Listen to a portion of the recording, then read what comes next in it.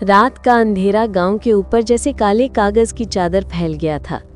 चांद अपने बादलों में छुपा हुआ था और हवा में अजीब सन्नाटा था। अंशु 22 साल का लड़का अपनी नई वीडियो रिकॉर्डिंग के लिए पुराने जंगल की ओर गया।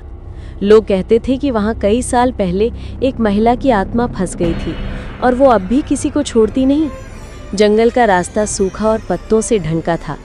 हर कदम पे अंशु को ऐसा लग रहा था कि कोई उसकी पीठ पर हाथ रख रहा हो। उसने अपने कैमरे की टॉर्च जलाई और आगे बढ़ा। अचानक उसकी आंखों के सामने एक पुरानी टूटी झोपड़ी उभर आई। दरवाज़ा चरमराते हुए खुला, जैसे खुद किसी ने उसे बुलाया हो।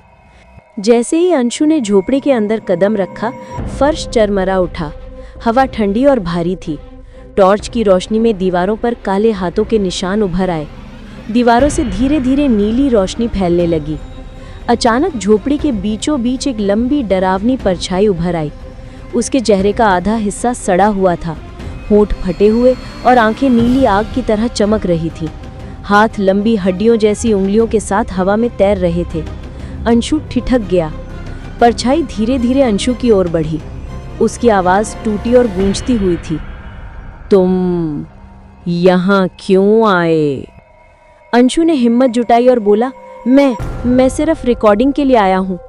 परछाई ने उसके चारों तरफ मंडराना शुरू कर दिया। दीवारों से हाथ बाहर निकलकर अंशु को पकड़ने की कोशिश कर रहे थे।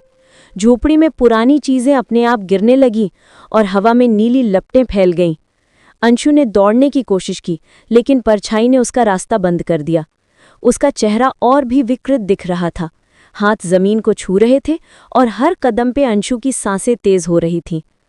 अचानक झोपड़ी की छत से नीली धुंध बाहर फैलने लगी और परछाई 4 गुना बड़ी हो गई। उसके मुंह से गहरी चीखें निकल रही थीं। अंशु ने कैमरा ऊपर उठाया, लेकिन टॉर्च की रोशनी खुद ब खुद बुझ गई। अब तुम मेरी हो, परछाई की आवाज़ गूंज रही थी। अंशु ने पूरी ताकत से चिल्लाया, लेकिन उसकी आवाज़ हवा में खो गई। अंशु का शरीर कंपा रहा था और उसके हाथ पांव पर कोई अदृश्य शक्ति ने पकड़ बना ली थी। अंततः वो परछाई अंशु के ऊपर झुक गई।